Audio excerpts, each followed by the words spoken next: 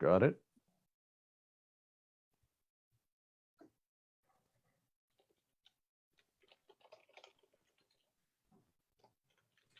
And I think there we are. Hey, everybody, it's Uncle Grumpy, and welcome to Grumpy Tonight. As you can see, tonight we're joined by our usual Dr. Lawrence Pasternack. Lawrence, say hi to everybody. Hi, everyone. And we have a special guest tonight. Tonight we have Jerry Flowers. Jerry Flowers is the owner of Urban Wellness, a dispensary in Edmond, right? Edmond and Norman. Edmond and Norman. And you're also a processor, right? What all do you? Tell us a little bit about yourself, Jerry. Well, appreciate it, Uncle Grumpy.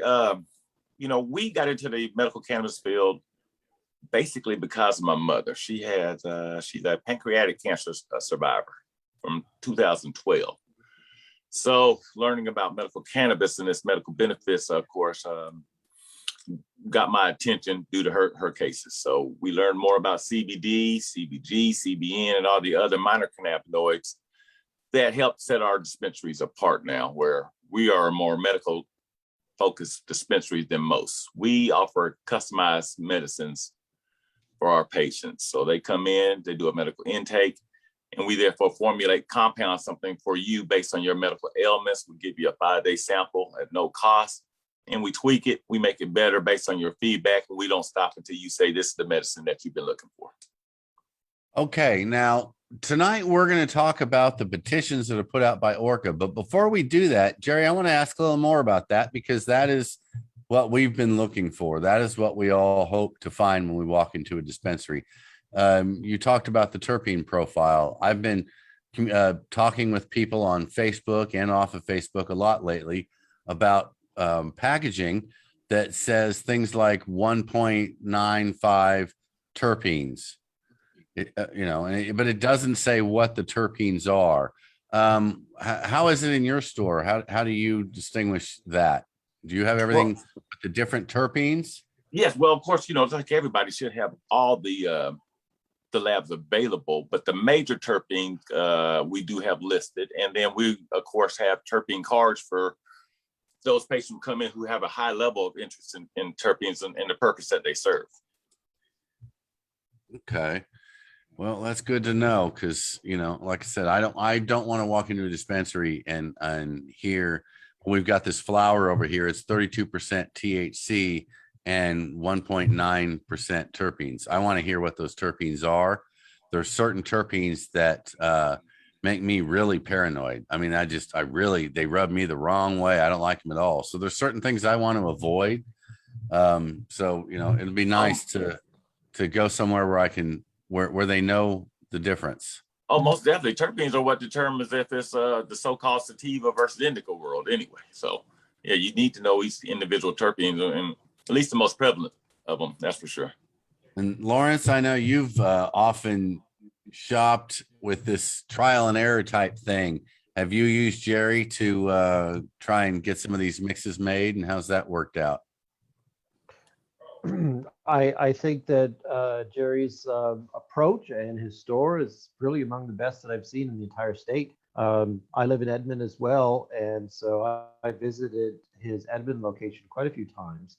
And the option to have customized tinctures is something that I think is eminently valuable and helps set apart a dispensary that's genuinely committed to cannabis medicine than just basically high THC. And, just as a matter of law, dispensaries are allowed to customize tinctures and then sell along with it a little THC vial for the patient then to add in. And I've tried to work with lawmakers on trying to fill that whole issue out to make it something much more common around the state. But to be able to go to a dispensary and to say, I want 3 parts CBN to 2 parts THC to 1 part CBG, if you're looking for something specialized like that, something to address particular medical ailments based upon the research that you've seen, based upon things that you've used before, to try to actually find a pre-made product like that coming out of a processor, it's basically impossible. It's almost impossible right now to find anything at all that is CBD dominant. You know, what stores are selling like a 3-to-2 CBD to THC product right now? They're few and far between.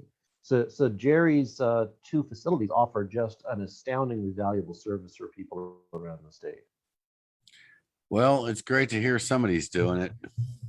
Too many in my mind seem to be the mindset that they just get off the street corner and they haven't left that old way of thinking, you know, and so it's all about the high THC and how high you can get and all that. So it's nice to hear somebody's paying close enough attention to that. Okay, guys, let's get into this now and let's start talking about these petitions.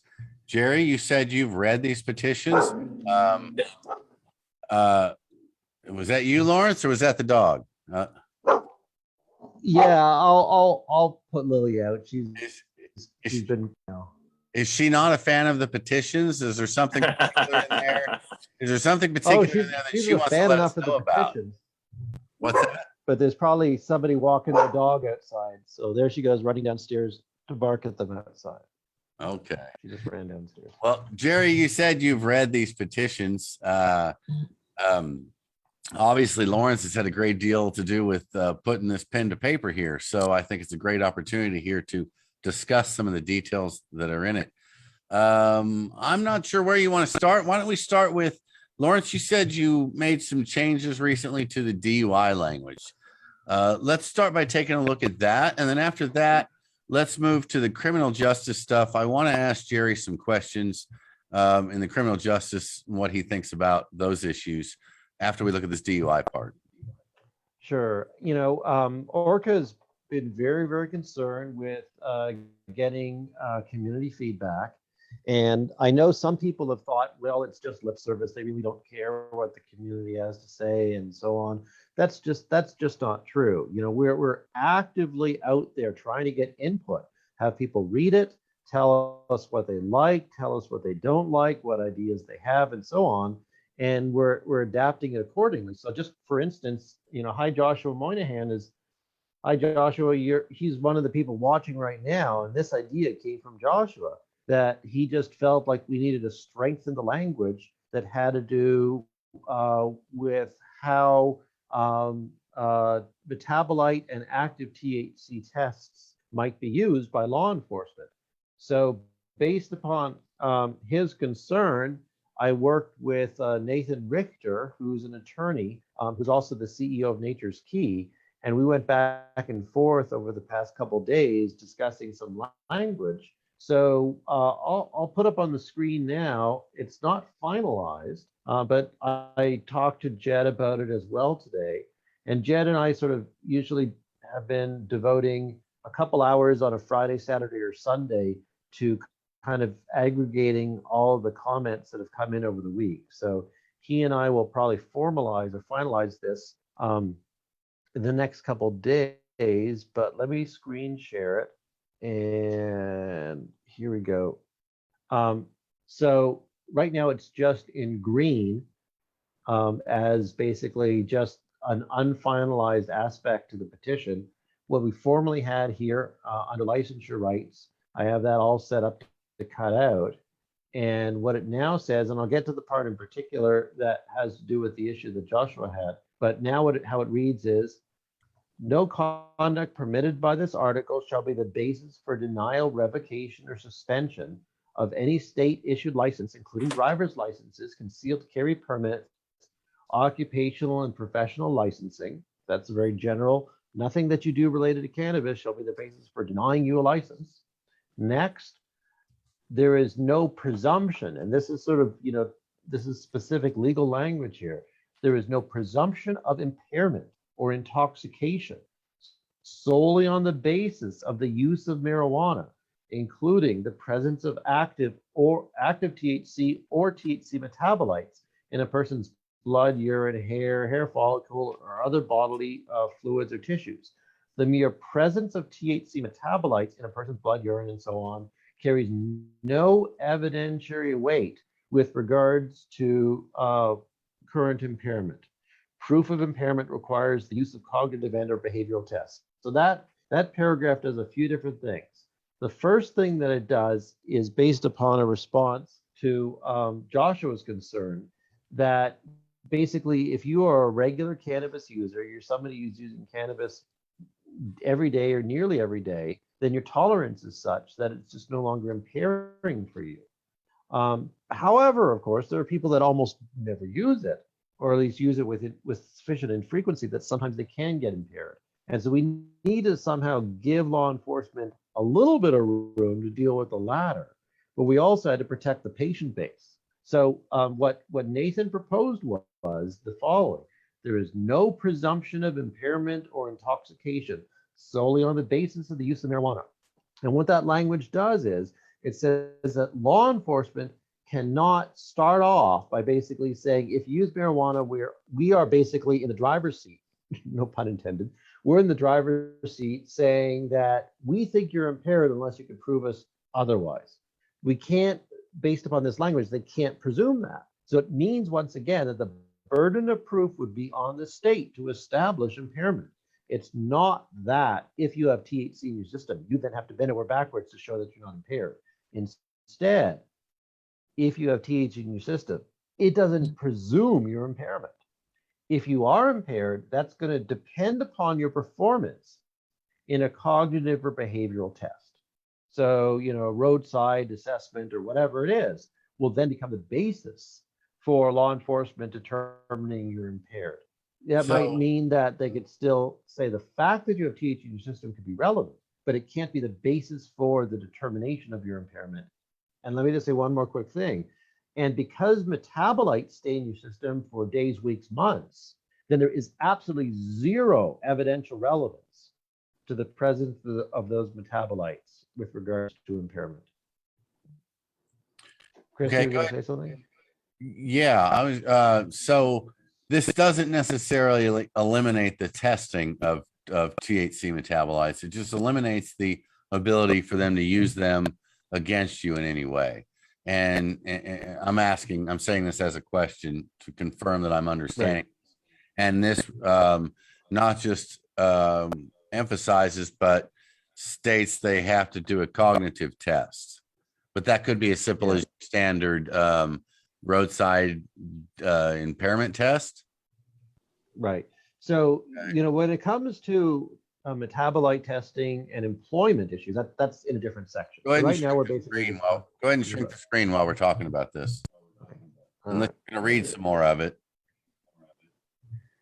So right now, we're just talking about impairment with respect to driving. And basically, what this says is that law enforcement could still do a roadside, assessment, right? Which they could do for anybody. But a metabolite, if you have a metabolite in your system, it has zero relevance to the determination of impairment. And if you have active THC in your system, that is not itself a basis for claiming impairment either. So it doesn't stop them from conducting tests. But what it says is that if you do test positive for a metabolite, it's utterly irrelevant in the court of law. If you test positive for active THC, then that alone has no bearing. What they would first have to do is they'd have to show that on the basis of behavioral and cognitive performance, they regard you as impaired. Right. And they can also use the fact of active THC to support that, but they cannot convict you based upon the mere presence of active THC. Okay. Jerry, that's the way it's written right now. People have other ideas. Okay. Jerry, let me ask you what you think about that. You think they're getting that just about right now? Well, I think so. I mean, I guess the play devil's advocate would be if you can use alcohol the same argument as far as if I blow 0.09, but I've been a long time alcohol user, so I can handle my alcohol better than you can. That's a good argument to put up. To say that, I would say that people have been putting up arguments like that forever, and that's why they've negotiated down to this number. And the number that you blow that determines whether you're impaired or not is a negotiated number. I mean, we had to settle for something. Yeah. Now, obviously, we don't want to do that with cannabis. And now I don't know how many there's been in the state, but I know that I went and watched one road course test where they did texting, they had texters, they had drinkers, and they had smokers. And this was out in Muskogee, and it was a couple years ago. It involved the county sheriffs and the Muskogee city. So a couple different law enforcement. They had at least one expert there in impairment, somebody who teaches the roadside testing. And the texters were out almost immediately. Okay. You can't text and drive. Don't do it, people. You'll wreck. They ran over cones pretty fast. The drinkers, well, they didn't run over cones right away. And, they didn't all go out at the same time. But of course, as drinkers do, they wanted to drive long after they were still running over cones. So that was a problem. But the smokers were driving until the instructors were tired and going home, because they never ran over any cones. They never failed any tests. They didn't fail the road sobriety test. They didn't fail any of it. I mean, the only reason they knew they were even smoking was because we were all standing together smoking. So, they were watching us. They were 12 feet away from us watching them smoke. It's the only reason they would have even known. So, this is going to be a tricky one, but I think this language at least moves it where they have to have something besides that THC. Well, yeah, and I do love the fact that you're requiring some kind of field sobriety test to determine it, because there's no standardized breathalyzer for medical marijuana as I know of, as of earlier this year, at least when I was doing my research. So, well, they've got some coming out, and they were in fact going to try and do a Representative Fetgater tried to get a study run using breathalyzers. $300 one. Yeah. I think they haven't been able to come up with the money for it. Go ahead, Lawrence. You were going to say something. So in the comments, John Kumas says, it's horrible. Every cop will be assuming if they smell it. What about transporters? So now we have to take a fucking test, sorry for the language, because they smell marijuana.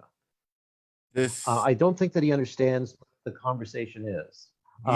So imagine right now, right? You're driving down the street and you forget to signal when you change lanes or whatever. A police officer pulls you over. The police officer is fully within his rights to have you do a field sobriety test. So we're not doing anything to change that. The officer, if he can now do a field sobriety test, well, this isn't doing anything. But the change is that if we did in the future have a breathalyzer, without this in law, it would mean that if you blow positive for THC, you're DUI, according to current law. That's what we're changing. What we're changing is that if you blow positive for THC and this petition passes, you're not DUI. What we're doing is we're saying, if you blow positive for THC, it doesn't therefore follow that you are DUI. There is no presumption of impairment on the basis of having THC active or a metabolite or using cannabis. We're taking away the power of the state to charge you with impairment on the basis of something that's in your system. That's what that language is doing. Yeah, that's a big fix. Yeah, that really is. Because like Lawrence is saying, we're all DUI right now. Every one of us that uses cannabis on a regular basis is DUI. Every one of your delivery drivers that use it is DUI, because that's what the law is. So this may not be perfect, but it's certainly a step in the right direction. Maybe people have suggestions that might. Well, yeah, that gives a little added layer of protection for you. If you can prove that you're not impaired, at least given the opportunity to prove it, that helps. Yeah. It's even stronger than that. It's not that you have, right now, you have to prove that you're not impaired. That this would change it. This would change it so they can't even presume that you're impaired. If you're smoking a joint driving down the street, that has nothing whatsoever to do with your impairment if this passes. About that, let's go a little further into that. What does this do? We've got some stuff in here that stops the search and seizure. Can you address that a little bit, or maybe pull that part up if you happen to have it? Yeah, Because why don't this I eliminates bring that up? this eliminates the smell for being justification for search, which is another important thing that goes along with this DUI thing. So, you know, they can't say we smell cannabis, you must be impaired, Yep. you know. So can you want to explain that part, Lawrence? So right now, our situation is that we don't have any real legal protections from law enforcement detaining us, searching us, and seizing cannabis from us. That because of about a month ago, an Oklahoma appellate court decision basically said whether or not you have a patient card doesn't matter. It has no bearing whatsoever with respect to the power of law enforcement to detain you and to search you and to seize that cannabis from you. Because historically, cannabis has been associated with criminal activity, and they don't regard the fact that we have a medical marijuana program as changing anything. That was the decision of that appellate court about a month ago. So what we did, partially in response to that, was we have an entire section here that pertains to those kinds of issues, your Fourth and Fifth Amendment rights. And so it just starts out by saying that if you are under bail, parole, or probation, you can't have that revoked because of cannabis use. Right now you can. We're going to change that. You can't go back to jail for a parole or probation violation or bail violation for cannabis. Let me go to the search and seizure issue. So no conduct permitted under this article shall constitute the basis for detention, search, or arrest, except when law enforcement is investigating with a reasonable, articulable suspicion. I'll explain that a person is operating a motor vehicle, motorboat, or otherwise motorized form of transport while impaired. So what this says is that if you are using cannabis or they see a bag of cannabis in your vehicle, if they see some gummies or flour or whatever it is, then that's no longer based upon this petition, that would no longer be the basis for law enforcement to detain you or to search you or arrest you or to confiscate what you have. Currently, they could do all those things. The only exception is that if they actually do think you're impaired, and they're in the process of investigating that, then they would have a basis to detain you to conduct that investigation, to have you do a field sobriety test. But in no other way whatsoever is the presence of cannabis going to be a basis for their detaining you or for their searching you. Currently, they could do all those things. This would stop it. Well, you know, there's only so much we can do, I guess. I worry they're going to say you winning over the center line, you must be impaired. And we're right back where we started. I'm concerned about that, but there's only so much we can do. Jerry, what do you think about that so far? Does that sound like it's Again, I think it's a step in the right direction, like you said earlier. It's an improvement, that's for sure. So, but on the flip side, kind of comes at it from two sides here. He's kind of coming at it from the eliminate the THC from testing, and then from this other side, eliminate cannabis from being used to get them in the door. Mm-hmm. So I think it covers it pretty good. What do you think? Go ahead. No, I agree with you. You know, those more than normal suspicious cops, I don't think, you know, we're ever going to be able to stop that kind of thinking. But again, hopefully that's less prevalent as each year passes, I'm hoping. Yeah. But no, I think that bill does cover a lot, gives a lot more protections for us, that's for sure, than what we currently have. Well, let's get into that. What you just said, some of those more suspicious officers that might want to still continue to push the old ways of reefer madness. Something Lawrence and I have brought up a lot over the last year. Lawrence, you've come up with some numbers. They've all seen them. We put them out before, but let's put them up again. And let's ask Jerry what he thinks about this particular issue. So These, we're these, go ahead, Lawrence. yeah, we're kind of changing the topic right now, and this kind of gets to the kind of the motivation behind the full access petition.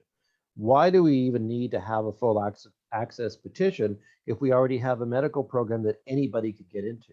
Well, one of the issues is there's others, but one of the issues is that it's still the case that between 4,000 and 6,000 people every year get charged, criminally charged for marijuana possession in Oklahoma. Last year, 2020, there were about 4,500 people criminally charged for nothing but simply possessing marijuana. They didn't have a card. People, for some reason or another, some people don't want to get a card.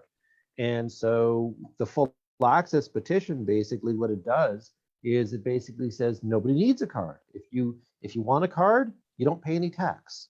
The full access petition, if it passes, basically would take the medical program, not change it in any way other than no tax. And the tax would only be on the side of people who don't have a card. But there's other issues too. And so this is some data that we got from the Oklahoma Policy Institute based upon the statistics that are filed every year by the Oklahoma State Bureau of Investigation as part of a national program. And so, like I said, every year between 4,000 and 6,000 people, this is since 788 passed, but 4,000 to 6,000 people are criminally charged with simple possession here in Oklahoma. And one thing to bear in mind here, as we can see, is that Black Oklahomans are 5 times more likely per capita to be arrested for marijuana possession than whites. So arrests per 1,000 population in the year 2018, the year that 788 passed, 2.28 out of 1,000 white people got arrested for cannabis, but 10.42 out of 1,000 Black people got arrested. Similarly, in 2019, 1.72 versus 7.71. And I don't have the race breakdown for 2020, but it's roughly on par, I suspect, with 2019. Now, I'll throw in there that I've looked up the numbers on percentages of people who use cannabis and per race, and they're relatively the same. So those numbers, Jerry, what do you think about those numbers? I mean, that goes along with the national average on even legalized states. So the disparity still continues at an alarming rate, and even worse, in the South, of course. So no, Oklahoma is still very disappointing. Something that needs to be addressed. Something that, like Lawrence said, this adult use bill will be able to help out a lot, like they did in the state of New York, where it can decriminalize and get these people their records expunged and get them a new life for doing something basically that's now okay to do out anywhere that smoking is allowed. You know what I mean? So yeah, it's really upsetting that we still have people getting arrested while other people can walk in up and down the street smoking a joint. I mean, it's so topsy-turvy, I think. I don't know. Lawrence, I would like to ask you a question here about that. You said, I'm changing subjects here, and that this addresses more the full access program, but don't you in a way in the medical petition, haven't you also put eliminated the people getting arrested in a different way? Explain the criminal justice in either petition. The language is almost identical with regards to all the criminal justice issues between the medical and the full access. There are a couple little differences, but the medical one basically says no person shall be denied blah blah blah, or no person shall be subject to this problem blah blah blah solely on the basis of conduct permitted by this article. And it's the exact same construction used in the full access too. So both of them basically say that if you use cannabis, then you're not going to be denied any license. You're not going to be denied any right. You're not going to be denied any housing. You're not going to be detained. You're not going to be arrested. You're not going to be charged, and so on and so forth. Both of them go across all the same issues. It's almost identical, both of those two sections. And just, for instance, I think it was Deb Holden. So I think it was Deb Holden who suggested that if you have a card, then you shouldn't even be subject to a THC test, like a roadside impairment test. They shouldn't even test you.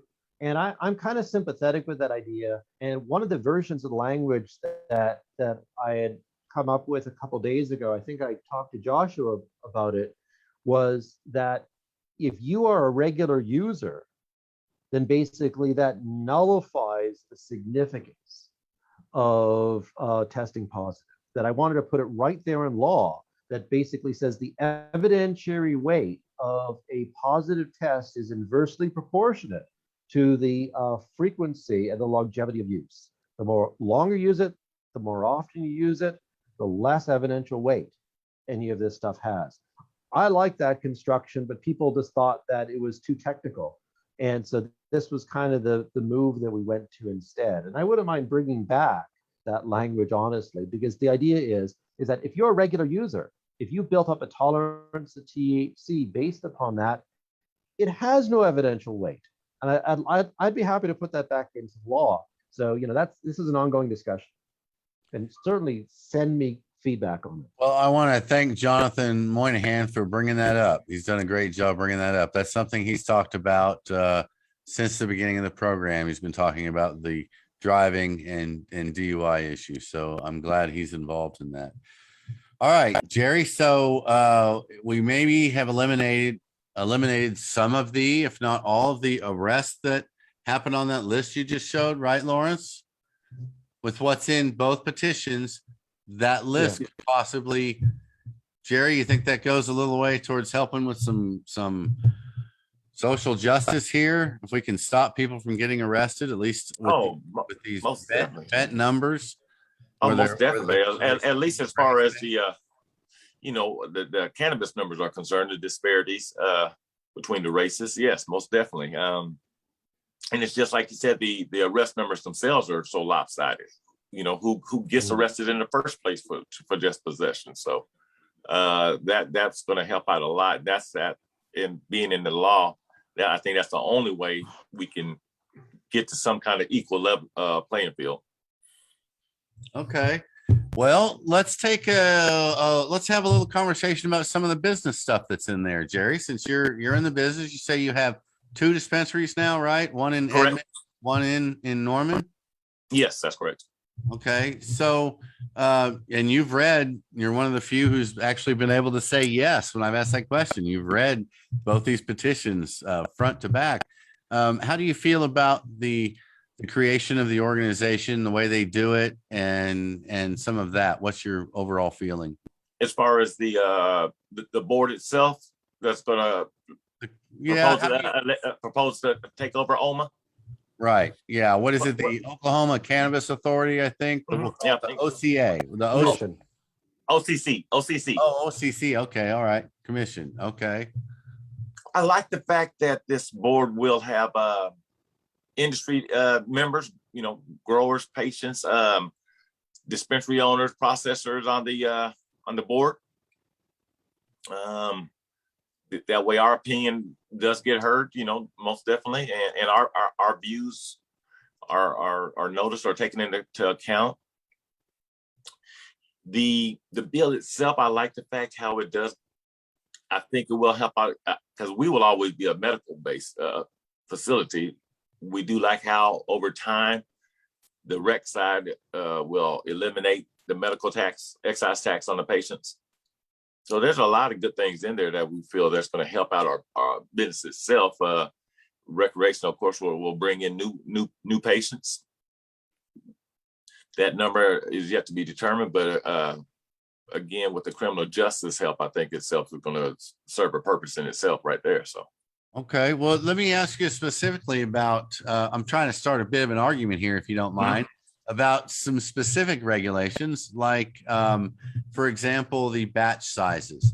Do you feel, this is a conversation I'm having with everybody, do you feel that that is all necessary to go into the Constitution and that that's been worked out correctly? Well, I think going from 10 to 20 pounds is a start. I do like the fact that to limit batch sizes though. But for those, it's like gun laws though. For the criminal who wants a gun, he's still gonna go out and get a gun. For the grower who's gonna be scrupulous and try to cut corners, they're still gonna cut corners, you know. So sometimes we build these laws into place for the people who abide by the laws, and those are the people that's only affected or hurt. Batch size. How do you do a 20-pound batch size when a guy got 40 acres out there? You know, I mean, what really does that help other than the laboratories make more money because they get X amount of more tests done? Okay, let me ask you about this. Something that I've heard about from the beginning, with all the people, the growers and stuff that I've talked to, they generally like the idea of parameters, like everything grown a particular way under the exact same conditions of the same strain. You could maybe even limit that by a canopy size, but parameters instead of a weight, a batch weight. And in my opinion, I don't think a weight belongs in this, because as you said, it's a good start. What if we want to change it again in a couple of years because the science changes? So maybe that doesn't belong in the Constitution. Maybe that belongs in regulation. What do you think? I think so too on the regulation side, so it can be a little more flexible to change in the future. They do allow for conglomerates for plants all grown in the same canopy as far as for pesticides, heavy metals and things like that. So that does help.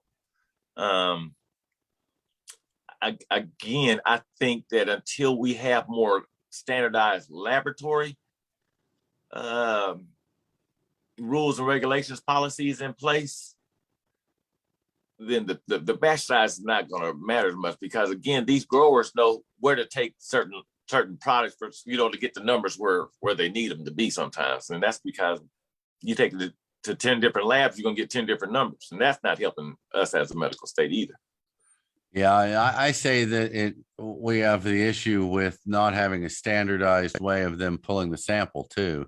They get to pick the prettiest bud out of the room and run and have it tested. Where Lawrence has discussed multiple times many ways of doing a more homogenized test that would be an average, but that's what, that's as close as you can get anyway. Lawrence, you want to jump in here somewhere?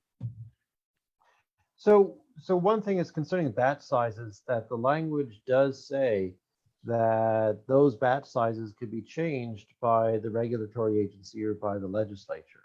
And so at some point in the future, we could potentially even say, we don't even need a weight. We can just have our, Star Trek tricorders scan across the room to tell us what the terpene percentages are. That's exactly what I'm talking about. Yeah, Star Trek. Yeah. Yes, that's it. We don't know what's going to be tomorrow. We don't know what science is going to bring. Yeah. And this doesn't stop that from becoming an option in the future. That the language, as I see it, is flexible enough to allow for those kinds of changes. Okay, well, I can live with that if there's enough flexibility in there to fix that, other than just changing the pound size. Because again, the science could change and it may be completely different. So, yeah.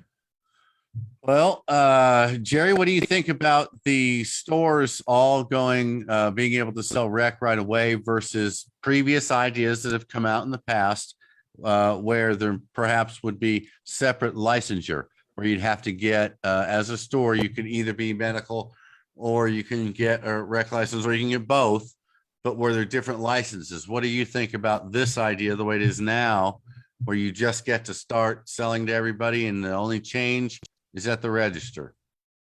No, I think that's how it should be.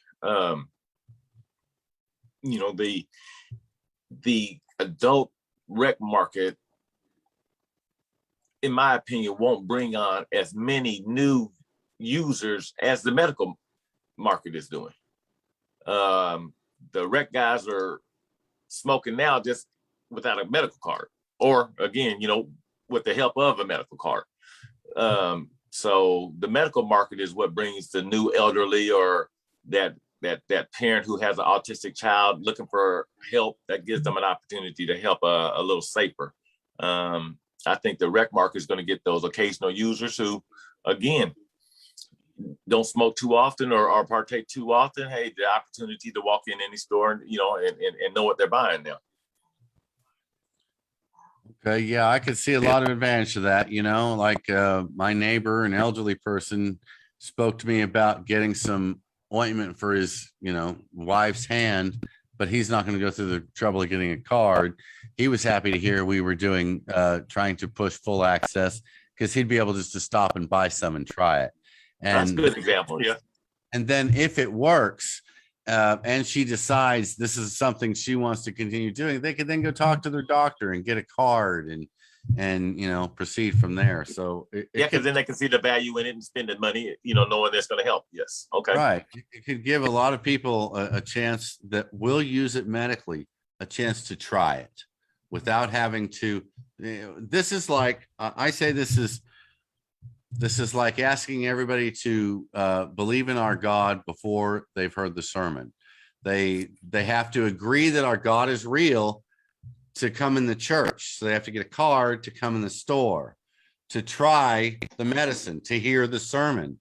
Yes. So they have to believe before they get the sermon. It's backwards. We need to be able to preach to them the good medicine here, and then they can come back and say, hey, I want to be a member of this church, and I want to tithe to this church and get my card.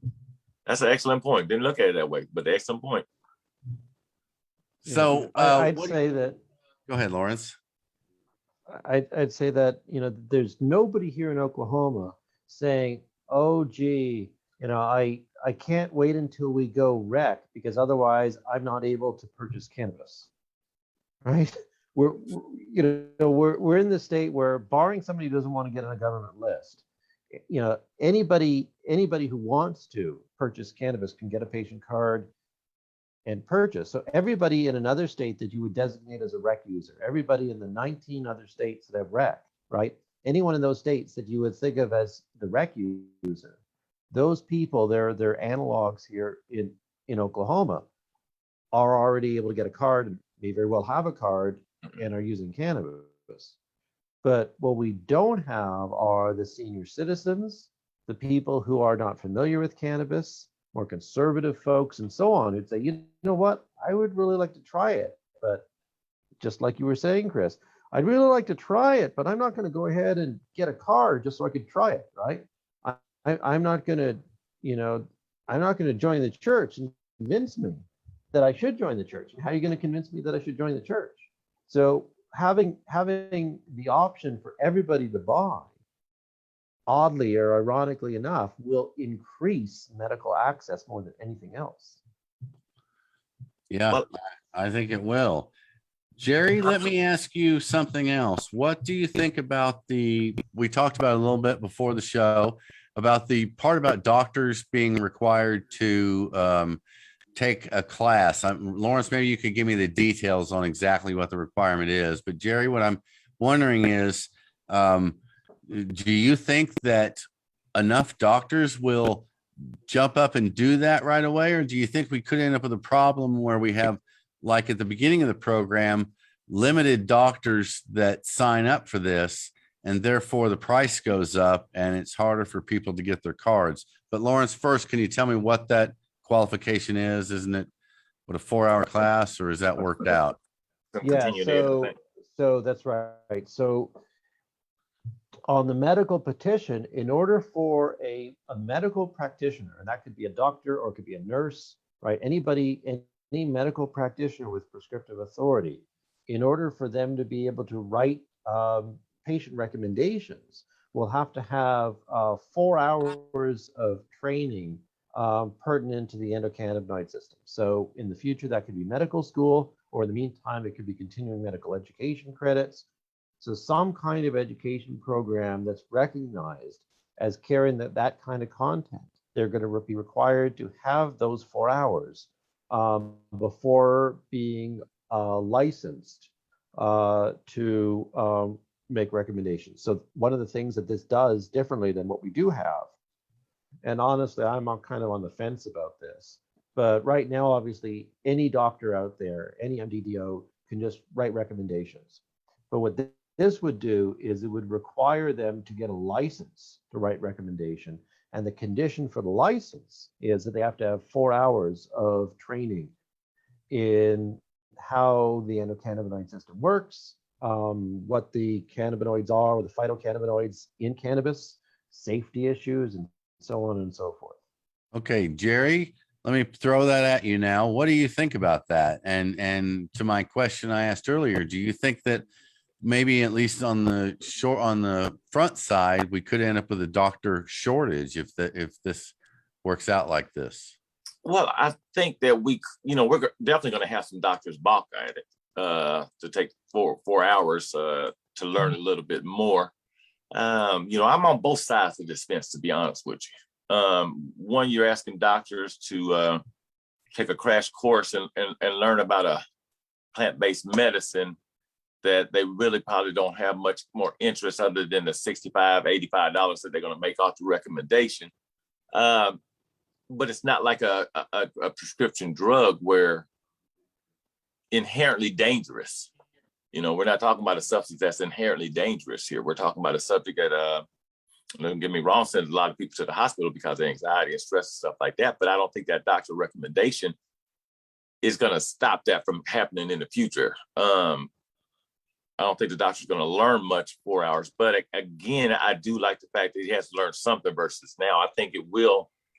Like I said, I'm on both sides of this fence because, again, why do I need to learn about something that's not dangerous? And so I don't think the doctor shortage is going to be there because we got all these online services now that are here in Oklahoma that are providing these, that have helped drive down the cost of doctor recommendations.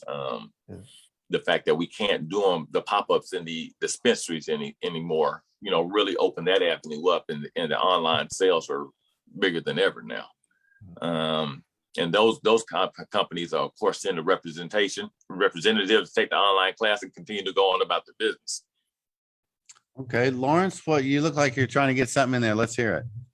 Yeah, there's two things I want to mention related to this. One of them is that there are dangers related to cannabis. There's quite a variety of them. It's not that cannabis is necessarily going to kill you, but for instance, certain terpenes, right, have adverse effects on some people. Eucalyptol increases the risk of a seizure, for instance. Or if you're pregnant, then THC reduces the absorption of folic acid. So there's just lots of little details here and there. That something that I noticed in your storage area is you had a sign somewhere that CBD should not be used for people with glaucoma, right? You have that. Correct. You have that in your Edmond store. So there's lots of little bits and pieces of information about one aspect or another of cannabis that does potentially have adverse medical effects. And so we would want our physicians to know these things. I kind of see that as maybe No, I agree with you on that. But the problem of it is it's just like when we go to any other doctor, any other situation, when you get that doctor recommendation done and it takes you 30 days to get your card in the mail, or it takes you, in a perfect Oklahoma world, 14 days and you get your card in the mail, and then you go to a dispensary that is not medically focused, like 90% of the dispensaries out there, you're not going to revisit that conversation that you had with that doctor. Right. You're not going to talk about pregnancy. You know what I mean? The terpenes. They're not going to break down the terpenes to you. Well, this is I got a little slide here. We're going to go just slightly off the rail here, but same topic to some degree. What do you think about the bud tenders being required to get a license? That's, if I'm not mistaken, isn't that in here? Where they'll have to get a card? Yeah, so, but there's does that card, does that require any training So as it's written right now, this is on the medical petition, not on the full access petition, but on the medical petition, um, um, cannabis handlers, I think it's called the marijuana handlers, have to get a handler's license. I think it's like $50 for a year or $50 for 2 years or something like that. But there's nothing specified there as to what the criteria are for that handler's license. And I've talked to Jed about it because it's like, why charge them unless there are rules, unless there's a point to it? And so he said, well, the thought is that set up this license requirement and then have the regulatory agency fill in what you need to get that license. So the idea then is that bud tenders and medical dispensaries should know a little something about what they're dispensing. And I'm sure many people here have gone into a dispensary to find that the bud tender has, no information is not as bad as wrong information, right? If the bud tender simply says, I don't know, check with your doctor, that's one thing. But the worst is, and you see it all the time, they give you flat out, absolutely wrong information. And something is needed to curb that. Well, I don't think it needs to be a license that you have to buy from the state. And you say that it allows the agency, I guess, to set up the possible training or what might be required. I'm afraid it's going to turn into just another liquor license, which, by the way, is considerably less. It's like $10. And it lasts, I think, 2 years. I haven't had one in 30 years, but I checked the price the other day. They're $10. So, and if they're going to do it, it should be tied to training of some kind, as you say. I think the store should do it. Jerry, I'm betting all of you, the people at your behind your counter can answer all these questions with actual factual information. What do you think? Do you think it should be a license and required by the state, or what do you think? Oh, not at all. I don't think so at all, because again, I think it's up to each individual store owner to decide what's the best way to run his operation. Some people don't have a medical focus, because again, in Oklahoma, you don't have to have a medical focus. So their people don't need the knowledge, because the base of their patients that they go after don't care about the knowledge.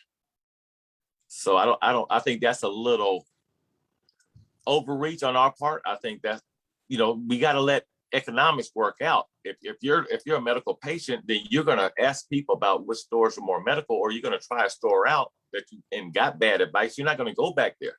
Competition, you will go to a different place and try a different another source. We still got to let the market handle that part of it. Yeah. Go ahead, Lawrence. So I visiting dispensaries, I will say, just be at a dispensary and some other customer comes in and the bud tender says, hi, how could I help you? And the person says, I just want to get high. Just get me, whatever is like cheap that I can get high on. Just be at a dispensary. Like, really, that's the conversation, right? Or, just give me your strongest stuff or best bang for the buck, right? So, it's not at all uncommon that there are customers that all they're looking for is something to get high on, and there's no medical issue that they can point to. That's just all that they want. And that's as far as the conversation goes. But on the other hand, you have people coming in saying, I have fibromyalgia, or I have Crohn's disease, or I've had these adverse reactions to these other things that I've tried. And they're looking for real guidance from the bud tender. And sometimes that bud tender would say, I'm sorry, I don't know. You should try a different dispensary. Or sometimes they'll just make up crap, right? That's just, utterly inaccurate. And I hate it when I see that.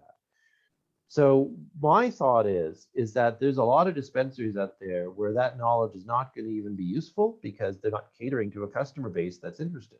By contrast, there'll be some dispensaries that are very medical, like Jerry's, where the people more likely to frequent those are the people that have relevant medical ailments and are looking for significant help. So I would like the idea of there being a profession, the bud tender profession. Elevate the bud tender to something like a real medical practitioner, like, a traditional herbologist, right? Somebody who really understands the science here and can give really informed guidance. And so imagine the following scenario. There will be bud tenders who are credentialed. They have degrees from training programs. And then when they're looking for a job, they're going to go to those dispensaries that will value their service and pay them accordingly. Whether or not we need anything from the government licensing, I don't see how that's going to make a difference. We have what you're talking about, Lawrence. Like Regina Nelson teaches a class. It's a 3-course class. I haven't taken it. Shayna has, and a few other people I know have. It's supposed to be a pretty good course. Maybe enough people aren't taking it. I don't know. Jerry, what do you think? I agree. I agree with Lawrence that there's not enough knowledge on the other side of the counter. But I agree with you that it's up to you as the business owner to put that knowledge there if you want me to come back. Well, and I think that what you will see is once the federal guys get involved and becomes legal, then that's going to allow us to have what's called accredited dispensaries themselves. And that's where it's going to lead to. We can get accredited now, but it serves no purpose. And there's no reason to spend $30,000 to get accreditation if it's not going to get you the ability to use insurance from your patients. That's the only reason to get it. And that's out there. And that's what we're going to focus on, is getting our stores, our sales accredited. Therefore, we're an accredited store. You can come in. It doesn't matter what bud tender's there.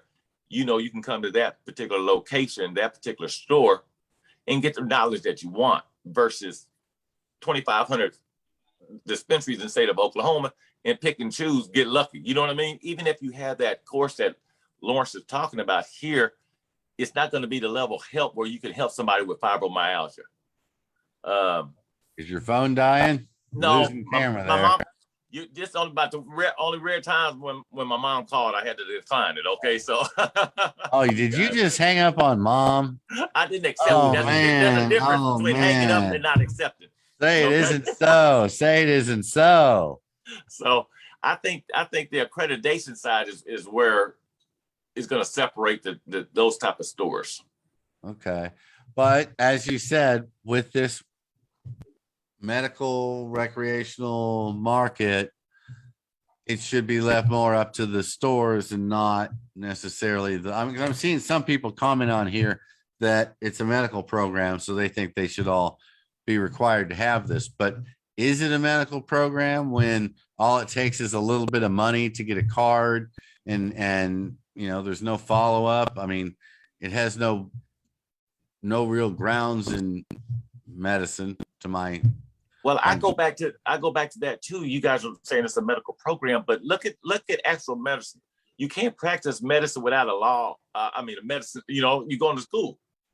We allow dispensary owners, again, if you have $2,800, guess what? In a location, you're now a medical dispensary owner. So until we make that person have some knowledge to pass on to the public, we're not a medical state. Again, we're a medical state, rec state with medical licensing. So maybe our program doesn't have the medical accreditation to justify requiring a license to a bud tender. No, in my opinion, no, because again, different stores have different reputation. Our business has more referrals than any business, just about. People are always asking who has the best flower, who has the best concentrate, who's more medically focused, and so on and so forth. And those patients, again, birds of a feather, usually flock together. Those who like flower know who to call about better flower. Your 70-year-old, 75-year-old grandma who's looking for the best topical has a friend who has a good topical. They share each other, share information with each other. Okay, well, let's see. Let me interject Lawrence. just on this issue of education. The majority of medical programs, around the country do require bud tender medical training, that they are required to have some level of training. In Canada, for instance, there are cannabis consulting services that there's actually they're all around Toronto, for instance. I'm sure in other cities too, but I just driving through Toronto when I visit family, I see them. Where you go in, it's like, you know, an herbist, right? An herbalist, right? That people who have substantial medical education. So one thought is you could always have levels of education. There could be a minimum level for a bud tender, but then there could also be different tiers of education. Like, you know, you have a bachelor's degree, a master's degree, a PhD. It doesn't necessarily mean that you have to be in school for 14 years, but, you know, there's a lot to learn. And so, you know, levels of knowledge could also help inform certain dispensaries that are dealing with the more complicated patient scenarios. But if we're not even going to have qualifying conditions, then what's it matter?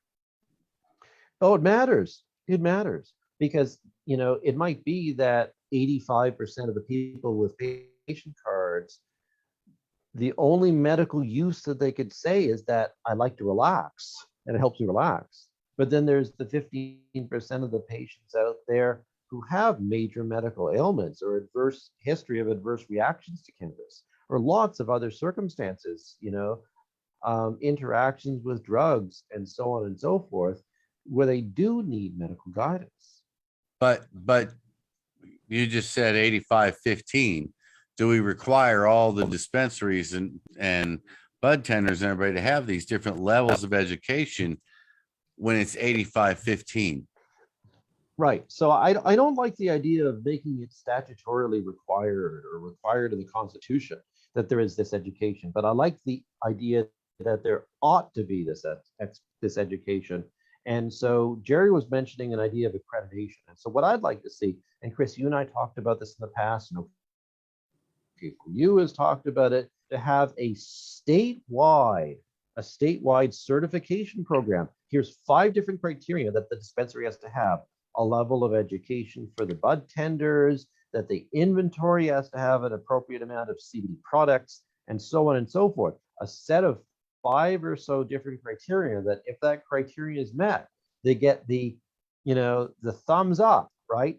And so they could have on their window and in their advertising that we are one of the 11 dispensaries in the state that have met all the 5 requirements for what Chip Paul and Lawrence Pasternack and various other people might think is ideal for a medical dispensary. What do you think, Jerry? Well, I like that idea a little bit more, again, because that allows at least us individually to decide what level of accreditation we want to go for. Some might just want to balance, you know, but again, some just don't want any at all. And then some of us want the 5-star.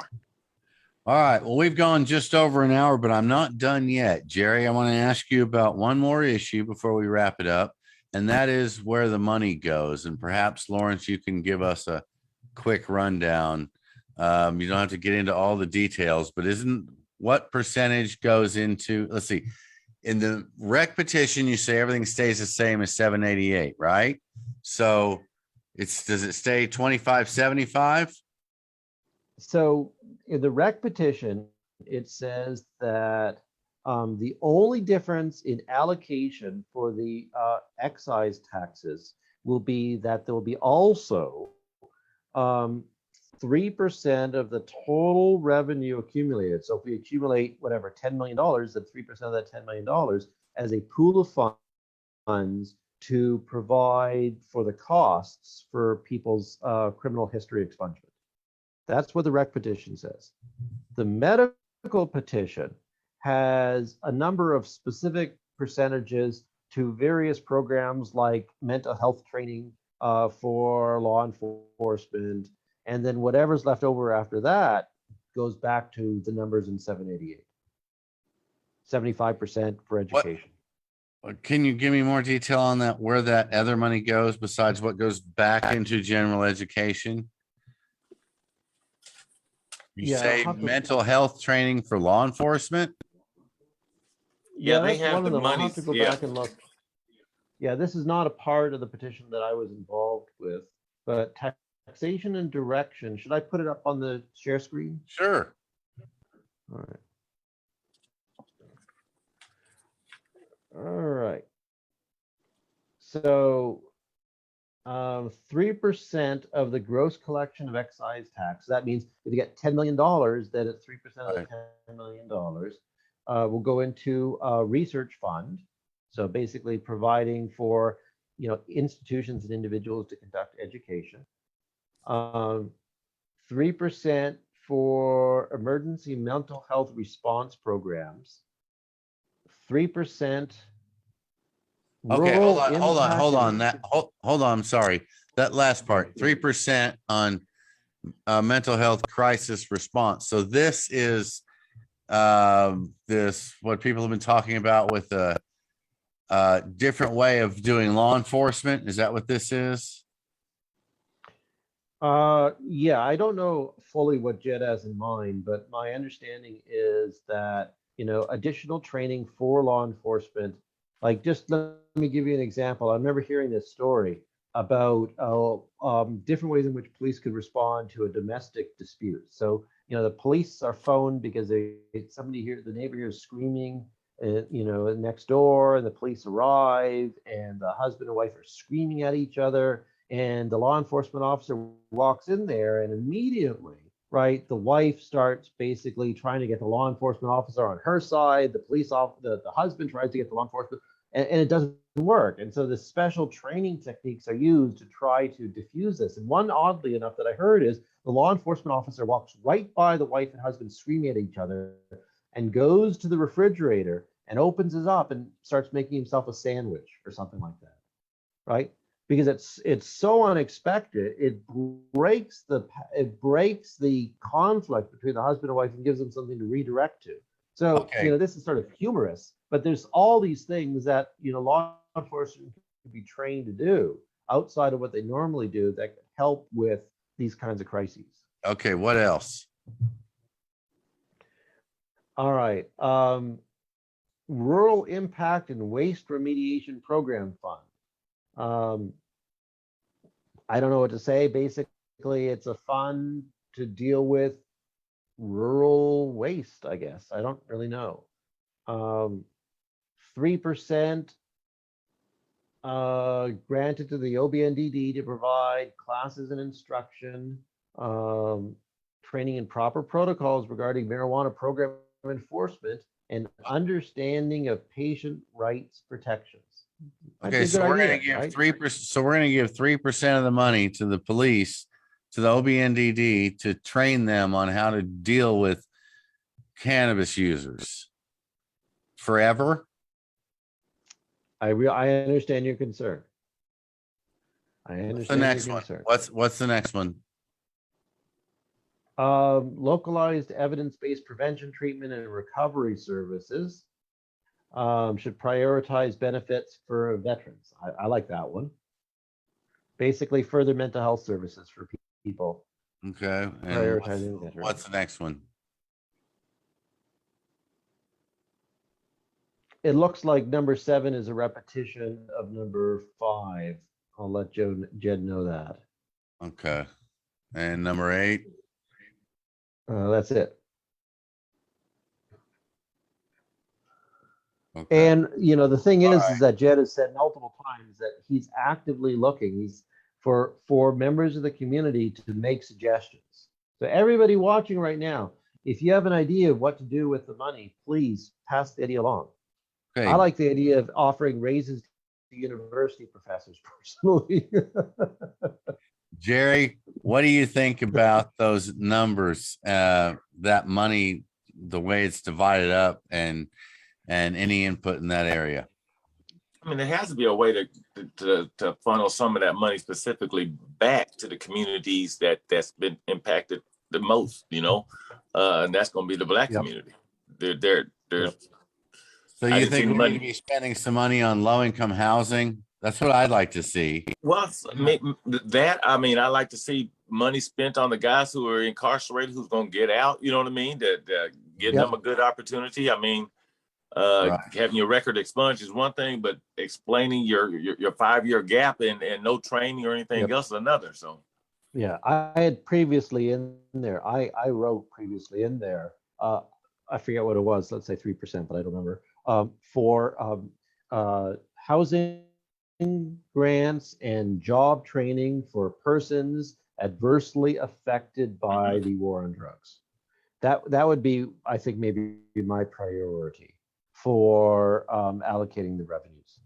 Well, it sounds like maybe we need to put a little pressure back on Jed to try and work something like that back in there. exactly. I don't know what rural Oklahoma's done. You know, I mean, I've been affected. So Yeah. All right, guys. Well, let's see. We've been going a little over an hour. I think we're going to go ahead and wrap it up. Jerry, why don't you tell us some more about your businesses and what you guys do? Tell us about that. You talked about how you make specific items for people. Tell us about that again, because there's a lot of people out there that I think would do well in going into your store. I appreciate it. Again, we take the medical approach for it. You know, they can visit uwdok.com, learn a little bit more about our both our money back guarantee programs that we have, as well as our custom program. Our money back guarantee sort of the examples we'll give you is lupus, which is just an overreaction. Your immune system basically attacks itself. We basically will lower the inflammation inside your body within 30 days, or give your money back. You know, we're set up with DLO, Diagnostic Laboratories of Oklahoma, so we can get lab tests ordered without a medical doctor anywhere DLO is. I will split a baseline test with you. Let's say you have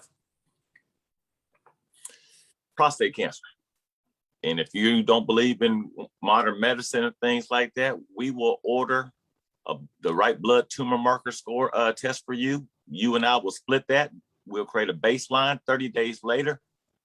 If your body's not telling you that you're doing better, we'll order another test. If the numbers come back lower, you're paying for the test. If they come back higher, I'll pay for the test and I'll refund your money. We're a lot different than most other dispensaries out here, you know, for that purpose. So we believe it. That's some serious medical treatment there. Listen, I spoke to somebody this week. Maybe you can help me with this. I've been thinking about this particular issue. I know somebody who is a COVID long hauler, and currently every 4 hours she ends up having to take a breathing treatment. She had it at the beginning of last year. She's still a COVID long hauler. Every 4 hours, a breathing treatment. I talked to her this week about doing a full treatment of RSO or something like that, as if she was treating some type of cancer, perhaps, and seeing if that would help. Do you know anybody that or anything that might help in this aspect? And do you want to get involved in this? I think this might be a good case study. I've not heard of anybody treating a COVID long hauler with cannabis. Oh, yes, most definitely would like to get involved in that. You know, we read some few articles on the CBD side of things with COVID, again, helping attack the inflammation and things like that. But we would also involve other plant-based remedies. So no, we really would like to get involved in that. So great. Well, I'll put you and her in contact, and we'll see where that goes. And maybe the information will come out of that can help other people. I'm hoping that's the goal. That is the goal. All right. Well, Lawrence, you want to wrap it up? What else you got for us? There are only, I don't know the dispensaries in Tulsa on the east side of the state, and I don't know all the dispensaries around, but I visited quite a few in the Oklahoma City area, and there are only 4 dispensaries in the Oklahoma City area that I regard as reflecting the kind of vision that I personally have for a medical dispensary, and 2 of those are Jerry's Urban Wellness in Edmond and in Norman. Jerry, I can't pronounce his last name, Jerry Almufa. His Silverleaf is also excellent, and then there's one called Joe's Herbal Closet on near Mercy Hospital. Those are the 4 dispensaries that I have visited in the Oklahoma City area that I think of as excellent medical facilities. And I just commend Jerry so much for his ideas and his entrepreneurship and his wisdom and his passion for this. I'm grateful that he is part of the cannabis community, and I'd love it if more dispensaries were to follow his lead. Thank you very much, Lawrence. Appreciate that. That's quite an endorsement there. That's quite a way to Yes, end sir. the show. All right, folks. Well, that's going to be it for now. But let me remind everybody, we are looking for a building for this weekend. We want to host a town hall meeting and get everybody who wants to show up and talk about these petitions. We want to do this every weekend until these things are filed. I don't believe that there's been enough talk about these in the community. Jerry, I think you're probably the first person who has been able to look at me with a straight face and say, I read both of them. So, until I can get a lot more people to look at me with a straight face and say that, we need to start having town hall meetings. So if you guys have a building out there, let us know. I visited a couple already this week that we're going to have some at. I'm not sure which weekends. I'd like to do it in a different place every time because we'll draw a slightly different crowd. If the businesses will step up and help, it'll also, those businesses will get a chance to get recognized for being willing to step up and help the community and in providing a safe space to talk and work out this next petition. So again, don't have a place yet for this weekend, but was talking with people before we went on. I may have something by morning, and so maybe we do something Sunday, and then again every weekend until this is filed. So please, everybody, get involved. This is going to happen. We don't want to all wake up the day after it's filed and have a lot of concerns. Then it's a little bit late. We need everybody united, and that only happens if we work it out before it's filed, not after. So please get involved. All right, you guys stay right there. Okay, folks, that's it. We will be back again on Sunday and probably before then with whatever's going on this weekend. But until next time, stay grumpy. I'll see you on the road.